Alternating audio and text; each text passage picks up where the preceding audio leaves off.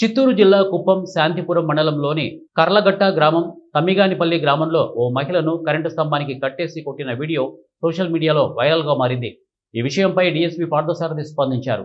శాంతిపురం మండలం కర్లగట్ట గ్రామానికి చెందిన మునెప్ప అనే వ్యక్తికి ఇద్దరు భార్యలున్నారని తెలిపారు. మునెప్పకు లేట్ మునెమ్మ, గంగమ్మలు ఇద్దరు భార్యలు. మునెప్ప అనారోగ్యంతో ఈ నెల 5న మరణించాడు అని తెలిపారు. సురేష్ అనే వ్యక్తి తన తల్లి గంగమ్మను కరెంటు స్తంభానికి కట్టేసి సోషల్ మీడియాలో పోస్ట్ చేశాడు. ఆస్తి తగాదాల నేపథ్యంలో తన పెద్ద కుమారుడు మంజునాథ్ ఇలా చేశారని సురేష్ ఆరోపించడం జరిగిందని తెలిపారు.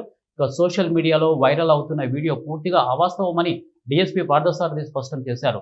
కుటుంబీకుల మధ్య తలెత్తిన సమస్య కారణంగానే ఈ వీడియో క్రియేట్ చేశారని ఆయన తెలిపారు.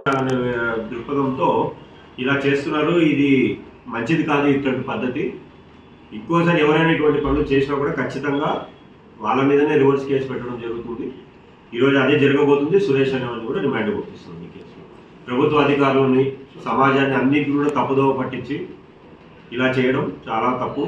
సొంత అమ్మనే నిలబెట్టించి ఇట్లాంటి డ్రామా అయిపోయాం.